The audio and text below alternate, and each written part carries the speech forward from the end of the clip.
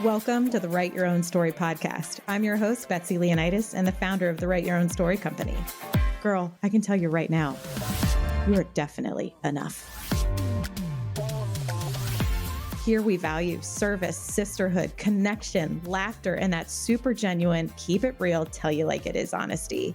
My hope is at the end of each episode, you realize you can do whatever it is you dream about and that you are not alone with what you struggle with. I'm hoping that you are snapping and clapping and hell yes in your way through each one of these episodes. So if this tracks with you, let's get started. I'm so glad you're here. All right, everyone. Welcome back to the latest episode of the Write Your Own Story podcast. I'm your host, Betsy Leonidas, and I'm absolutely thrilled to be here with Cherylanne Skolnicki, founder of Brilliant Balance, executive coach, and advisor of working women. Thank you so much for being here. I am so delighted to spend part of my afternoon with you. I know. I'm so sad that we're virtual. We were going to be in person today, but in all transparency and all things that we're going to talk about today was like turn it upside down and all around. My kids came home and I was like, can we do virtual? And you were so kind and considerate. And we're like, yeah, no problem. We're gonna walk the Brilliant Balance talk today. Yes, I know, right? I truly just did this to really show people how we practice. It's very real. Yeah. You know, I think what I love about your work is, and when I think about when I like to record each episode, it's grounded in an intention. And when we think about the women out there who are hustling and are so successful and so driven and, you know, on paper and truly in life are crushing it, but have that nagging feeling that something is missing still, and then feel guilty about it because they are in beautiful homes with beautiful families, with beautiful careers. This is where you come in and really help guide them to their purpose and their happiness. And I'm just like, what a gift for people to find you. And I'm so excited to sort of normalize that feeling today of being like, wait, I do have it all, but I still, something's missing, to really help women feel seen and heard in that space. Let's do it. I love it. I love it. Okay. So you have worked with thousands of brilliant women. And as I had mentioned, everyone looks so successful on the outside, but still feel like something's missing. Why is this such a common story? Well, I think that we really are the first generation of women. And it's a rather large generation. I'm not talking about like Gen X or millennials, but I think this is sort of collectively with broad shoulders, the first generation of women who truly have the opportunity to, you know, in quotes, have it all. Yeah. And I don't think we spent as much time figuring out how we would manage it all once we had it. There was an unequivocal promise made that you could have anything you wanted to have, be anything you wanted to be, to those of us who are in this generation. And we took people at their word and didn't ask a lot of questions. I love that. That's such a great way to put it. We were like, okay, and just ran with it and didn't ask the question. One of each. Exactly. Yes. So wow. I sort of classically use this metaphor of the all-you-can-eat buffet where we're going through filling our plate, like dutifully taking one of everything. But if you eat everything on the all-you-can-eat buffet, you're not going to feel so great. And I think that's a bit of the situation we find ourselves in, is there was not a playbook for an individual trying to have all of those roles and manage them with the level of excellence and the level of flexibility and capability that we are expecting of ourselves. And we're getting crushed under the weight of those expectations and under sort of the outdated societal norms that came along with it. Like we accepted all of that too, right? Yes. So we didn't let go of anything in terms of the standard of excellence or the amount of time and energy that we were going to pour into traditional roles. And then we took on new roles. There's not a design for one person to do all of that well. Right. We are still one human with one human capacity. That's right. And really never before was there of either gender, right? People who were trying to do that. So I think that's really at the crux of it for me, is this, like, it comes down to a choice model of ultimately there will be choices. The choices are just not, do I want to stay at home or do I want to work? Like that's a really outdated way of thinking about the choices. They're 100%. much more nuanced. They're micro choices. They're choices moment by moment, hour by hour, day to day, of what's in and what's out, how much of it, what's the quality of it, what's the frequency of it in terms of it being the things we're doing, right? What are we doing with our time? So I guess at the core, it's sort of like there's this big difference between having it all and doing it all. And that's what I spend a lot of time navigating with women. I love this. Okay, so how did you get into this work? What makes you so passionate about this particular sort of lane and subset? Yeah, well, I spent the first 15 years of my professional life dutifully climbing a corporate ladder, Same. which was a great learning lab, right? I made all the mistakes. I tried all the solutions. I saw every version of that playing out in Technicolor around me with my colleagues.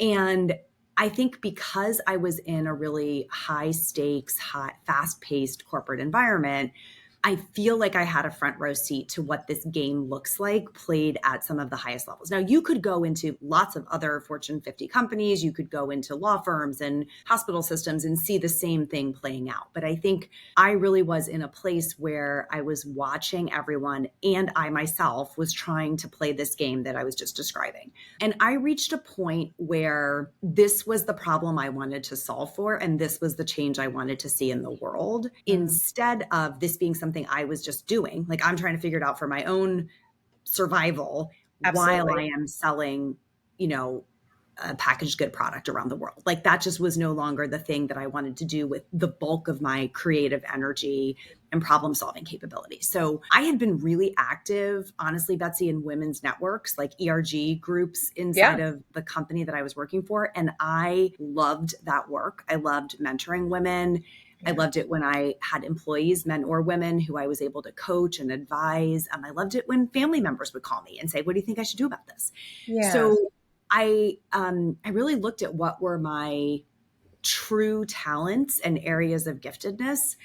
And there was something about pattern recognition that was at the core of it. There were elements of communication, interpersonal connections. Like, I really had this kind of like level of influence with people, Yeah. and it lined up. Like, this was the problem I want to solve, and this was how I wanted to do it. So I that's why I'm love here. that. I love that for a thousand reasons. One of which being one of the greatest gifts that I did not see coming of hosting this show is it's turned into sort of this like long-term research study of these amazing women that I've been so fortunate to meet. And I've noticed there are trends and patterns that continue to bubble up no matter whom I talk to. I just got off the phone this morning with a relationship coach, and here I am talking to an executive leadership coach. But some of the patterns that I see bubble up across the board are the women who are the most genuinely satisfied, happy, talented, and really make an impact are those who are doing things that are a natural extension of their natural gifts. And Amen. so I love that you had the capacity and the self-awareness and the wherewithal to say, hey, these are what I'm really great at.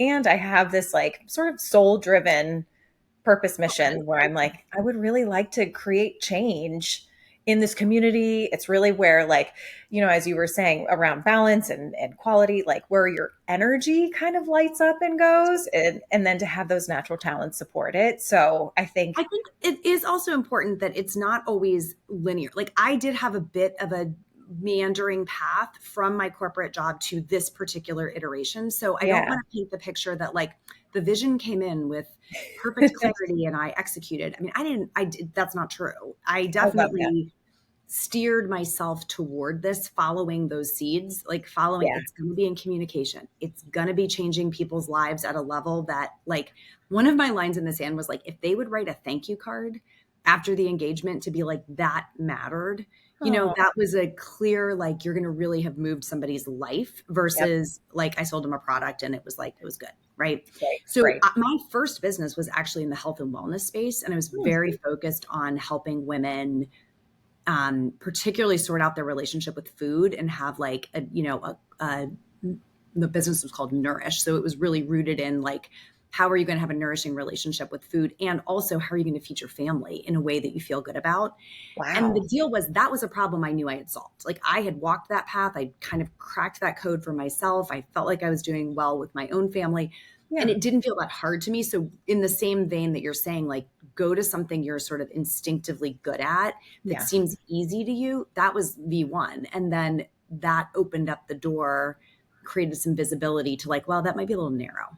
Yeah. Actually, there's this other, we could kind of layer some other things in. And this business has evolved a lot over 15 years. I mean, I've been doing this kind of work for 15 years. So it's evolved considerably during that time. I'm obsessed with V1. Let's just like normalize all the versions for Oh, those who don't please. speak corporate. I mean, version one, version two. I don't know what version we're on of Betsy, but it is truly. But I think that that is like one of the tickets to living a fulfilling life is be open to the variations that are coming down the pipe that you don't see coming yet, but you're just following the path. I think a lot of that feels like peeling away the perfection of like saying, I said I was going to do this, Right. so I'm going to, and just being able to roll with it. That's right. I think that's phenomenal. And like what a wonderful example. I'm so glad we said this out loud and caught it on Yeah. recording. I'm going to go back and listen to it. I also love from a business perspective how you were like, actually, I think I niched down a little too far. I kind of Mhm. want to peel it back and be able to serve a broader audience. That hit home for me for sure. Yeah. Because that's all you hear is marketing. And I was a corporate marketing person as well, both on the advertising and marketing or in corporate side. And it's like Yeah. niche down, niche down, niche down, especially in the entrepreneurship and coaching space. It's like, but then you're like, wait a minute, listen to your intuition. If you feel like you need to roll back out and broaden a little bit, maybe that's your path. I Okay. just had Julie Solomon on my podcast, and she talks a lot about messaging. This is like her current iteration of her work is around messaging and Oh, cool. authenticity. And it doesn't, I don't, it's so easy for that to become a really Mm-hmm. generic sanitized term. However, I want to pick up a thread of what you just said, which is it's very important to be doing work from the current version of yourself or even who you are becoming, Yeah. and not just like we've all heard this, we're well equipped to serve a previous version of ourselves, right? We can kind of look back and say, oh, I've solved that problem already, so I can solve it for you. I think my first business was very much in that space of I was Yeah. looking back and saying, I can solve a problem for a previous version of me. And then I can almost watch it evolve where, okay, then I did the same thing. I like moved a step forward and went, wait, I've lived more road. Let me turn around again and say, Yeah. who can pull through that chapter? Now I feel like I'm really standing on the edge of like, who am I and who am I becoming and who's coming with me on Oh that my journey? God. That is a very different space to work from. And I'll tell you, it's just exhilarating. It's just exhilarating. Totally. Oh, that's so inspiring. I'm going to think about that for the rest of the day. I love that. I really do. That I think that that really should hit home with a lot of women to be like, actually, like if you are feeling that like messy middle, leaning Stagnancy, yes, forward on the cliff, and it feels equal parts terrifying and exhilarating, you're probably in the right spot. that's right. uh, okay, so when women come to you for help and guidance and work, are they seeking more of like, I feel like I don't have balance in my life, or are they lacking fulfillment, or like what's really sort of some of the roots that you're getting at in your work? This is a great question and comes straight to like our current positioning. So I feel like I'm going to have a theme today of answering like, it used to be this and now it's this. I think our heritage is in balance. As a brand, I mean, the company is called Brilliant Balance, right? You Right. don't, obviously, we're going to have a heritage in balance.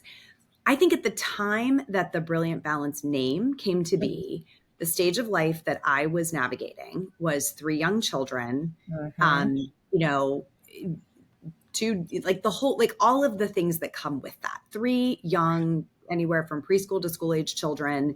My husband's career is climbing. My career is climbing. I have 2 parents who are in the mix. We've got pets rolling around. Like you just are in the thick of it. And Absolutely.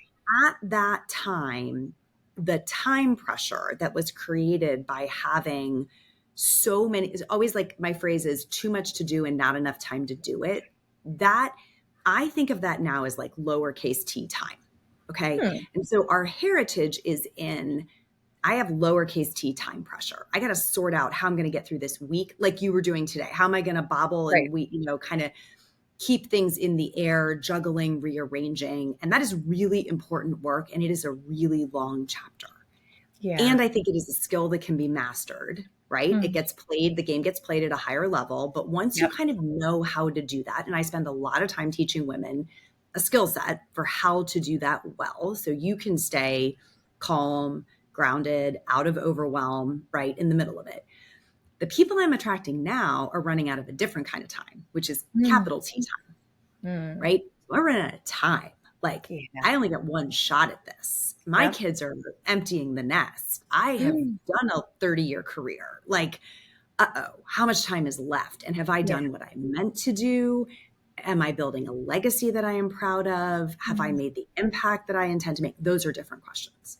So Absolutely. I think the work is really both and, Yeah. but veering in the second direction these days, as like those are the people that I'm certainly in a two direction relationship with, are people grappling with those questions. Absolutely. And when I think about those life transitions, my kids are, from fourth grade to ninth grade. So I'm sort of like, I'm not You're empty moving. nesting yet, but I'm very much used to the juggle and the hustle and the overwhelm and all the things.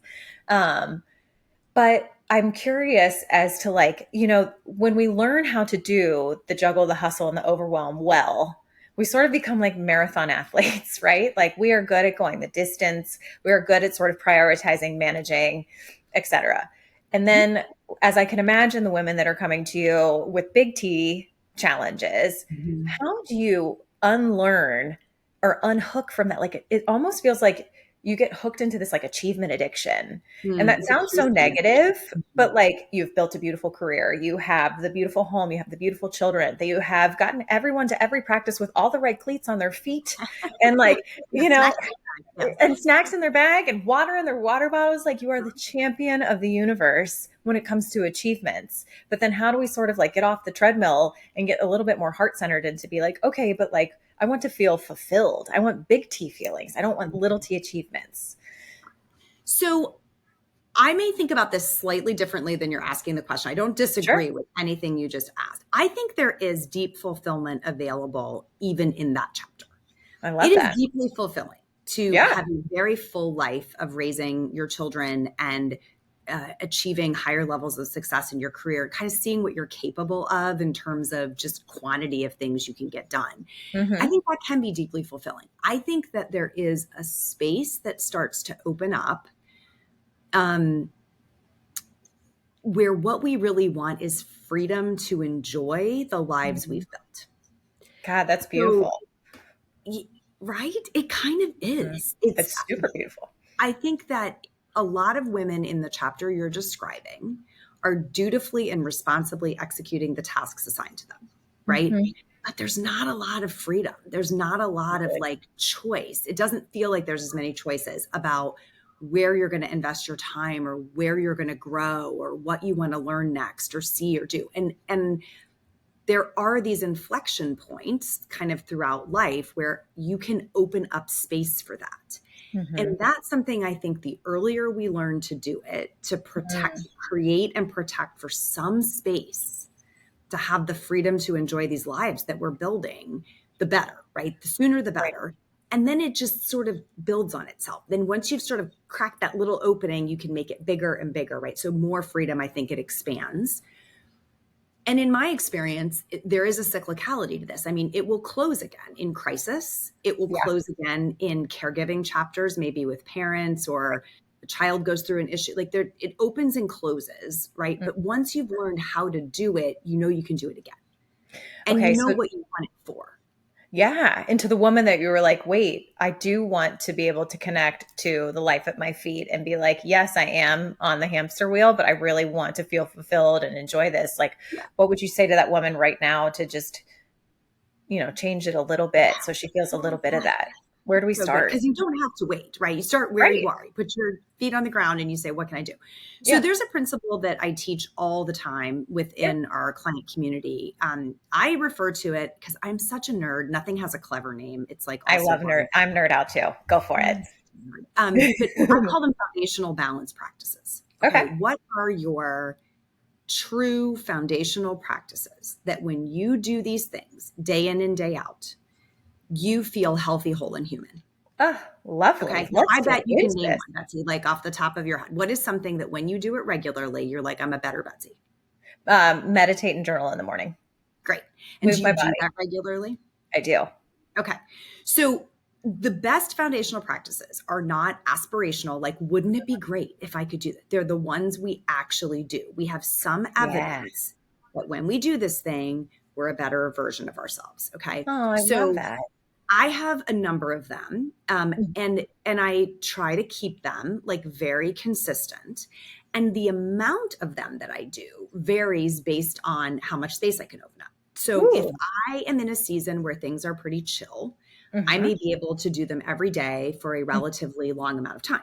Yeah. If I'm in a season where things are not so chill, I might have to change the frequency or the duration, right, of them, but I don't take them to zero. Oh, I love this so much. To the recovering perfectionist in me, Yes. I'm like, yes, like you adjust, just adjust. Yeah. That's Oh, right. this is So we talked beautiful. about in entrepreneurship that if anyone listening has experience in the startup space, minimum viable product, right? Right. I think about minimum viable dose. What's your minimum viable dose of these practices? So let's say I like to walk, and I do. I walk almost every day. If I walk Yeah. every day, and I would love to walk 30 to 40 minutes, and that would feel great, even if I can get in a 10 to 12-minute walk, and even if Hmm. it's happening every other day, there's still Yep. this kind of like minimum viable dose, right? Oh, Sleep is I one love that's it. really common for people, it's overlooked. Lots of people have kind of food and hydration habits that are important to them in various ways. One of mine is time alone. I'm an only child. I grew up with time alone. It was easy to come by. I do not do well if I don't have time alone. So I really try to orchestrate my life such that I can protect for some time alone every day where nobody needs me. And that is a really restorative practice for me. I absolutely love that for a lot of reasons. One, because it just feels like such a tangible, to use your word, dose. And it really, like, when we are feeling overwhelmed, what we really seek is control. And sometimes to really get to that feeling of control, we plan on these like major rewrites and these major changes. And I think, one of my hopes with the show is to teach women by talking to all these amazing experts like yourself on how to rewrite your own rules. And so I think starting with your micro dosing, if you will, of like your controllables and what makes you feel better is a great place to start. And Yes. how does your work really inspire women, I think, to create any type of change, whether it be in career path, how you show up as a mother, how you show up as a friend? To create any kind of change is really scary. Yes. How, like, where do you see women kind of falter in terms of bravery, and like where do those tension points come up, and how do you help? Oh, this is so good. Yeah, it's a I great love this. question. I want to pick up a thread of what you said around rewriting rules for just a second, and then we'll Please. talk about the bravery and what gets in our way. I remember doing an event a while back that included our client community, and one of the things I said on stage, sort of off the cuff, was roles don't have rules. Ooh. And that became a whole podcast episode. And then it became kind of a teaching pillar. So, what I mean by that is we have a lot of unwritten rules in Hmm. our heads Yep. about all of those roles I was referencing at the very beginning of the episode, right? This all you can eat buffet is really a collection of roles that we're going to take on. And we think like, okay, this is what is expected of me if I'm going to be, make them up, a wife, a mother, a board member, a volunteer, a coach, a friend, whatever. Okay. Yep. And we're like, I saw this modeled. This is how I think it has to be done. And upholding that standard, all of those rules for all of those roles is the thing that really breaks us. So Oh, rewriting those rules to yes. be, this is how I do this role, right? Like you might have a mother who put a 3-course home cooked meal on the table every night and set the table with, everybody sat down together. And if you come into your household saying that is an expectation that is what you have to do to be a good mother, or a good mother never misses a baseball game, or a good mother never misses a swim meet, or whatever it is, and that's not going to fit into the collection of roles that you've chosen, you're fighting a losing battle. So Yeah. really, I love this idea that you have, and we talk about it all the time, writing rules like this mother does Yeah. it this way, right? Yes. This corporate executive does it this way. So realizing there's not one way to do these Yes. different roles, I think is super important. And so liberating. I think, we so often we kind of take on all of these rules based on what society has told us, or when we don't know anything, it's human nature to look for modeling around us. But I love that you're like, your version of motherhood and my version of motherhood at dinner table, it's just all different based on what we've gotten from the buffet, who we are as people. There's That's so it. many variables that are truly just a one of one. Yes. And Well, if you take that's a whole lot of one thing, you're mhm. probably going to have less room for something else. So that Yes. sort of specific alchemy is really yours to decide. Mm. So then you asked about bravery, right? What gets in Yes. our, if we're trying to make change, it requires a level of courage, and what gets in our way when we're trying to do that. And I Yes. think at the end of the day, what I really do with women is help them make choices, right? Hmm. What are the choices about where you're going to allocate your time, your energy, your considerable talent. I'm sure every listener here has incredible talent, your Without a financial doubt. resources, like how are you going to allocate them to get the life that you want? And often the answers to that are not that hard to pull out of them. Like we can workshop that and sort of get to what do you want? How Mm-hmm. could you get it? Like what would have to be true to make that happen? But then we run smack dab into the emotional barriers between the desire and the willingness to execute. Okay, what would have to be true involves some kind of decision. Someone might get disappointed. Someone might not get everything they want. And that is where it's with the rubber really meets the road. Yes, and a So, woman's worst nightmare, which we have to untangle. I mean, this comes back to the societal expectations. So when I kind of Absolutely. foreshadowed this earlier and said what we didn't let go of were Hmm. any of these societal expectations around how we are going to behave. This is a patriarchal construct that we are just running into. Right. So we are not allowed to disappoint anyone, right? We are not allowed to do things that other people don't approve of. There's very much a good girl ethos. We are not allowed to do things that make other people feel bad about themselves and create envy in them. Like we have this kind of collection of rules. So the emotions that most frequently bubble up that get in the way of courage are guilt, Hmm. right? Someone else is going to suffer based on this decision I am about to make. FOMO, I am going to suffer based on this decision I am about to make. Judgment, someone is going to judge me for this decision I'm about to make, right? Like those three alone are bad enough. Or loss of control. No one is going to do this the way I would do it, so I can't let it go. Oof. Right? I mean, that's it. Like Right. drop, full stop. Those four fears and feelings kind of come out to play when we think about making a different collection of choices. And our willingness to dance with those fears and feelings that's the ticket to freedom. That That is is what gets you to the other side. yes. Oh, and then I don't know about you, but for someone who's been brave enough to be able to like, and by no means have I got it down pat, but I'm willing enough to give it a go. Mhm. Like people are silently watching and like then you see them start to push the boundaries in their lives. And it just like we all have the ability to I Inspire. don't inspire, right? No one's teaching anyone how to do it because to your point, it really has to be your own way and your own rules and your own construct and your own buffet and your That's own right. expectations. But like, I think we just, I keep talking about like this messy middle, but I feel like life is the messy It's middle. all the messy middle. I don't Yeah. think, I think it's just the messy. Like, I don't Mhm. think it's a middle. I don't think Mhm. it's going to be in a bow. I don't know, at some arbitrary point in my future. I think I'm just learning to live in the mess and enjoy the mess, right? What the mess is going to be. Like, I don't know. I think that Some of us, that's, I think, were very much taught that if we did it right, it wouldn't be messy. A yes. lot of people who Woo. have you said you have perfectionistic tendencies, as do Yes. I. I think Yes. if you were raised in an environment, whether it was your school or your parents or whatever, that you sort of it like pulled in the belief that if I just do it right, it won't be Mhm. messy. I'll be protected from pain. I'll be protected from things not going well, right? Then we're trying to avoid that. We're like chasing that perfection to say, if I just keep getting this perfectly right, I'll outrun any of the Mhm. mess, any of the pain, any of the disappointment. And of course, the punchline is it's not outrunnable. It's coming, just Yes. potentially on a different pacing than it did for someone else. None of us avoid it. And I think learning to embrace it as the part of the adventure is really Absolutely. important. I Um, couldn't agree I had more. a really idyllic childhood. I did not endure a lot of difficulty, and my difficulties did not come until much later in my life. And when they came in hard. So, Hmm. like, I think I didn't have a lot of equipping or practice for them, and I had to learn kind of on the job training. And Yeah. yet, I learned, right? And those events will change you, but they are a part of everyone's life. They are just a part of it. There is no avoiding them. No, and I think you get so much courage and confidence from learning how to sit in discomfort because so often we don't want to feel it. I No one likes discomfort, but discomfort is inevitable and your ability to sit within that is such a ticket to freedom. I heard this quote that I will get not right, but it just like it so fueled me was like when we think about whether it be anxiety related and something bad is going to happen, how would I ever be able to handle that? Or I find a lot of women in this space are like, if something great happens, how am I ever going to be the version to be able to handle that? What is that going to do to my life, etc.?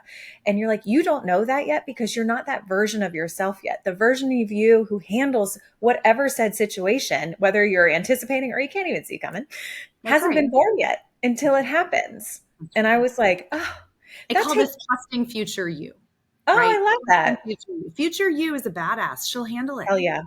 Right? Future She's you will got it. handle it. But the root of that anxiety that you're describing is not trusting our future. I have to protect future me because she's kind Yeah. of a wuss. So I better Yeah. get everything sorted out so she doesn't have any hard problems.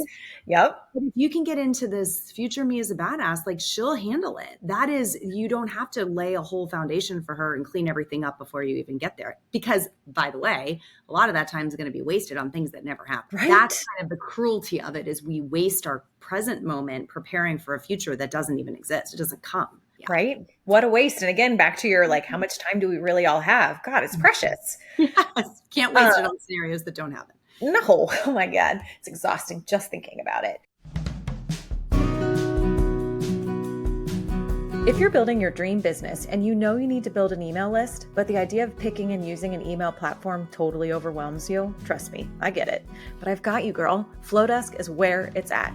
Flowdesk is the email marketing platform designed with female entrepreneurs in mind. Think gorgeous, on-brand templates plus powerful workflows that save you hours. I promise you, I've never used an easier email platform with such stunning results. Whether you're sending an email launching a new offer or podcast episode, sharing new news, or trying out a fancy workflow to convert a new email subscriber into a paying customer, Flowdesk helps you show up professionally with ease without spending a ton of time or money. And not to mention, these emails are gorgeous. And because you're a Write Your Own Story podcast listener, you get an exclusive 50% off your first year of Flowdesk. Plus, they'll send you $19 cash back when you join using the link in the show notes. So if you're ready to send stunning emails that convert and actually enjoy the process, click the link in the show notes and give Flowdesk a try. That's 50% off your first year plus $19 back in your pocket. Check out Flowdesk today. It's like your super talented email writing best friend. I promise you won't regret it. Now, back to the episode.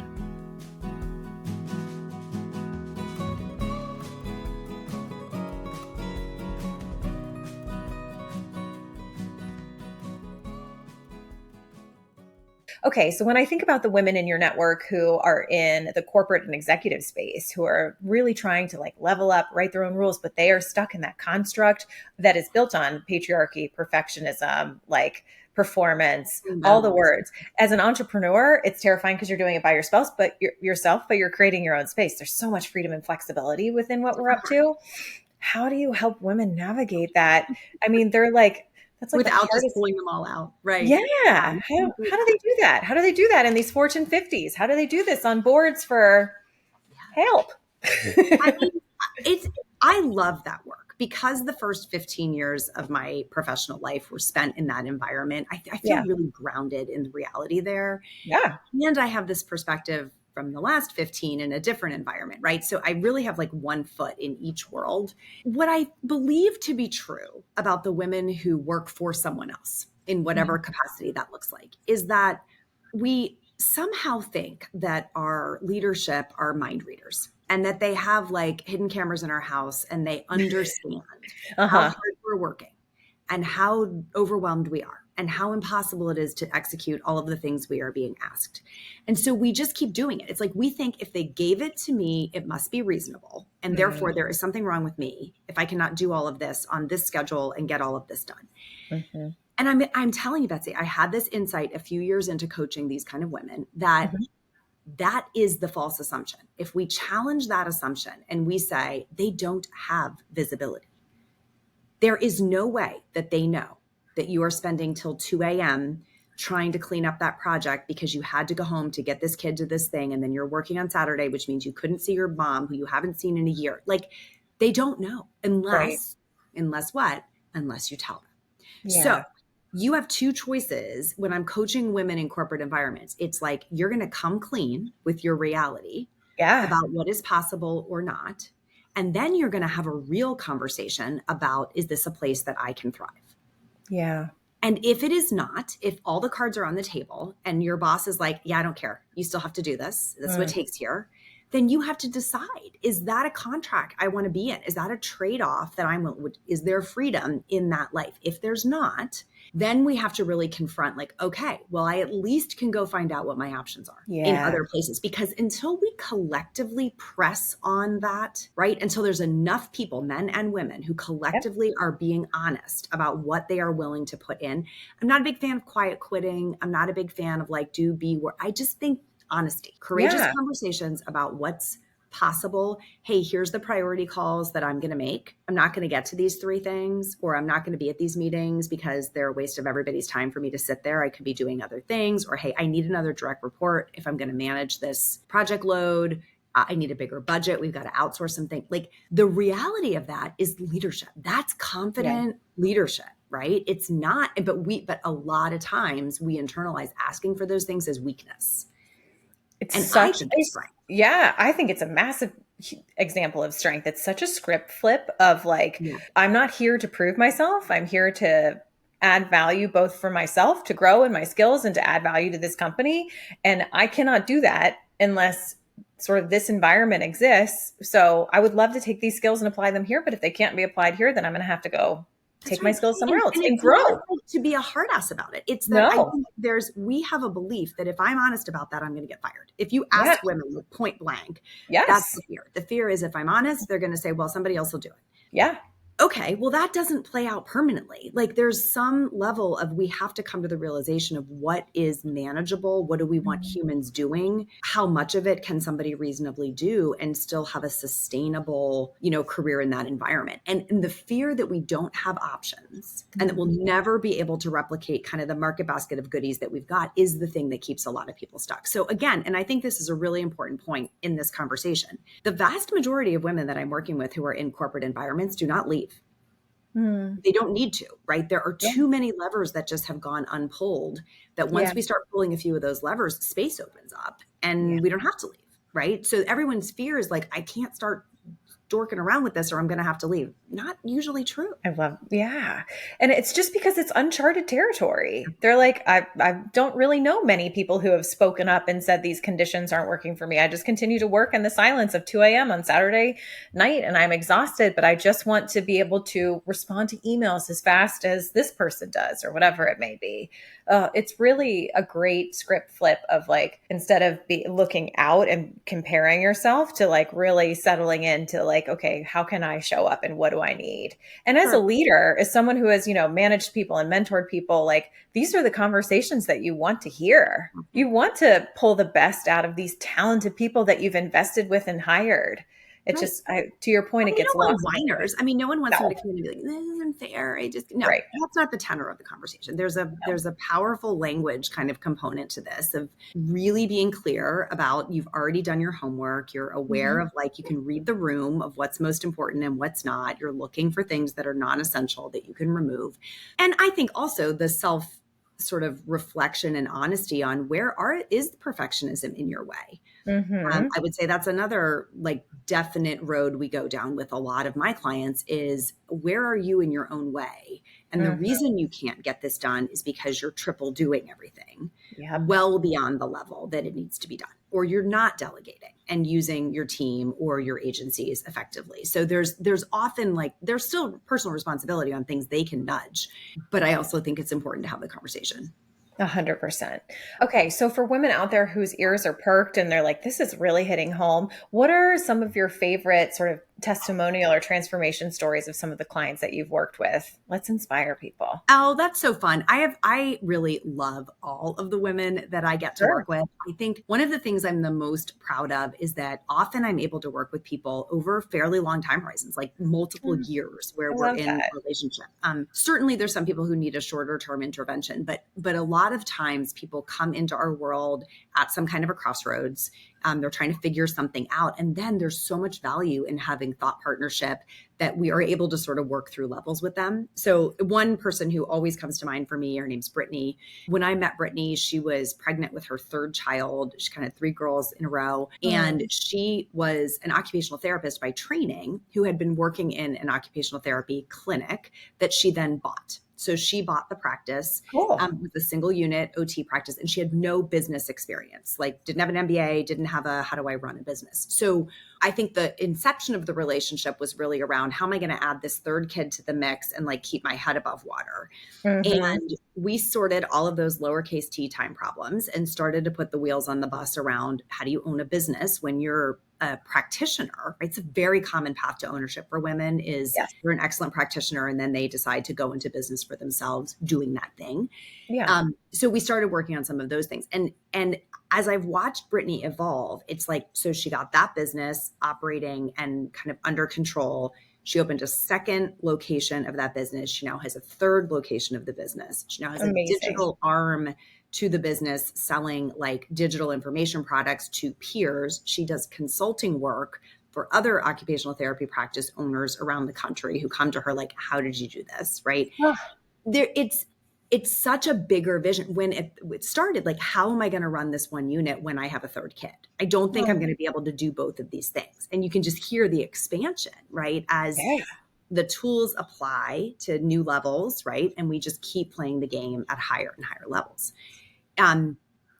We think about Maggie as another person who comes to mind. What I love about Maggie is she had this very clear calling. She's a nurse by training, has also young children. When I met her, like a husband who went to work for a startup. And so he was really intensely involved in a funded startup.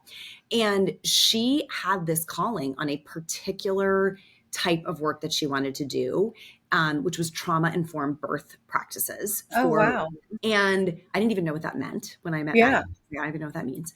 And she was so passionate about wanting to like bring that work into the nursing field, into the hospital system, that she ultimately went on to get a PhD in that field. She wrote a book that published this year in that while raising these children. Like, again, the vision kind of expands. It starts like, how am I going to get out of these shifts that I'm doing as a nurse and have enough time to raise these kids while my husband's, you can hear the lowercase t time problem. Yeah.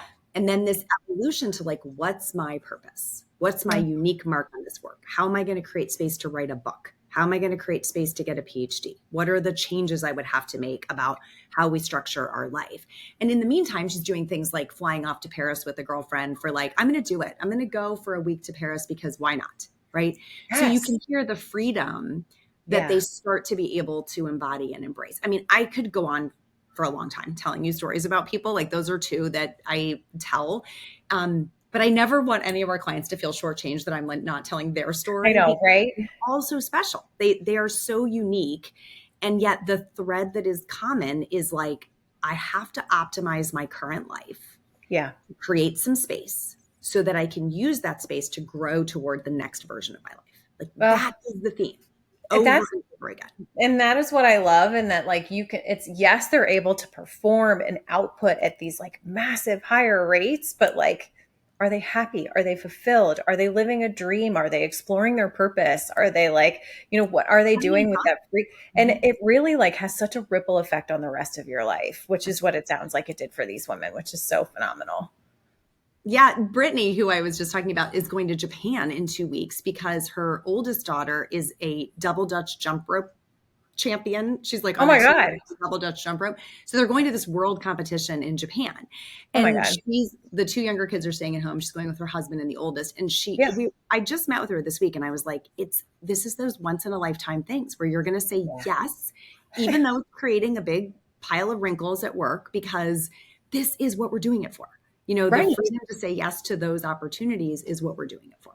Oh, freedom to say yes to opportunities. That is a sentence that like everyone, let's all go get matching tattoos. Because that really is like, that's the goal is that, you don't want to build your caseload and your life load so that like it checks all these boxes that you want without having any room to breathe, to say yes to things, to rest, to like truly just human and Yeah. let life flow. If you don't, my big other piece of passion as an entrepreneur is to leave room in your schedule. We no longer have to grind at the grindstone for 40, 60, 80 hours a week. Like you can grow at a slower clip in more meaningful ways while still giving yourself the freedom to breathe and to just let life ebb and flow.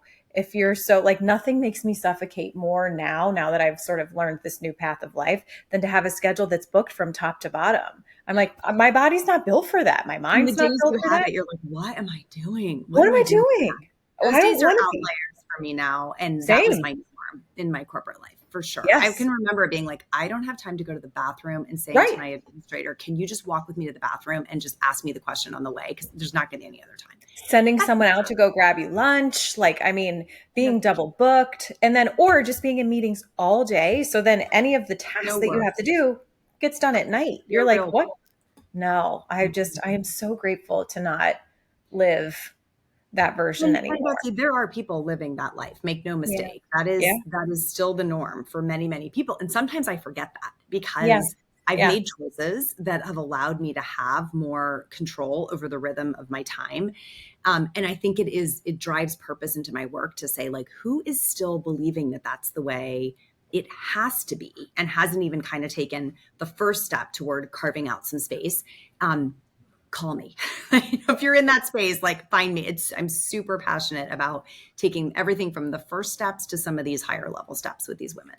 And I think, one of the things that, and it just makes me think about the guilt again, that like women who lead more with doing less, it's hard to not look around and be like, is this really happening? Are we doing it? Is this really like, but to just sort of like be able to look around and be self-aware enough to take stock to be like, yes, this actually is happening. And it feels really different because you've never done this before. Not many people, this is kind of a newer way of life. Which again, kind of goes back to that bravery conversation of like, it's hard to be different. Yeah. And I think in order to have that time freedom that you were describing, where your day is not packed, Mm-hmm. end to end with meetings, requires you to be very clear about what adds value and what just adds time. Right? Yes. Where am I just saying yes to something because it fell onto my calendar? There are many people living out calendars that somebody else built for them by sending Yes. them invites to meetings that they really don't need to be at. Skipping the step of curating that is a big miss. And it's foundational teaching that I do inside of Brilliant Balance with all new clients. It is so important to learn how to do that. And it's not that hard, but it is a discipline that has to happen with regularity. And it's like, we don't stop long enough to even think about it. We're just executing. And so it repeats itself until we have that intervention. I like curating your calendar, like talk about freedom, right? So liberating and so empowering. And for those who are craving control, I mean, and just the power of choice, it really like it is all within our reach. Yeah, I love that.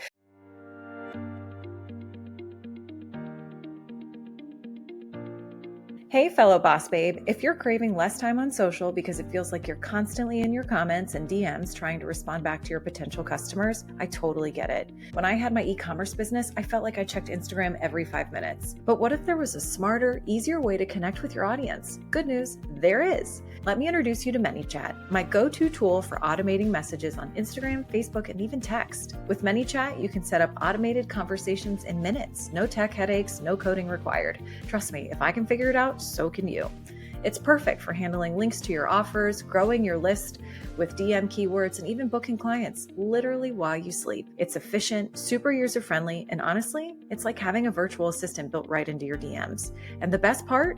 Because you're a friend of the Write Your Own Story podcast, you can try it totally free for your first month. Just use the link in the show notes. Is there anything better than to test something for your business for an entire month with no cost attached? It's my favorite. So if you're ready to save time, respond faster, and turn followers into clients, tap the link in the show notes and give ManyChat a try for free. First month's on me. Grab the offer today and go enjoy a much needed break from your phone. You deserve it. Okay, so if a listener's feeling like this nudge that this is the time to make a change, but honestly just like isn't even sure where to begin, what would you say to her? So to make a change in terms of the rhythm of their life, like what kind of a change? If they're just listening to this and they're like, God, I crave what they're talking about and I just don't even know where to begin. Where do we begin?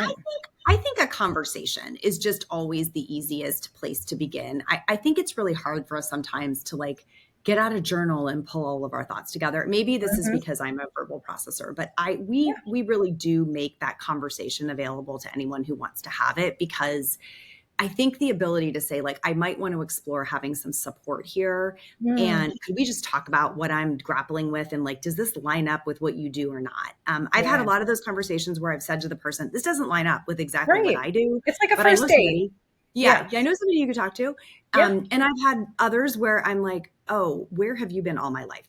I Mm, built this for you. This is like, I'm so glad that something in the universe brought us together.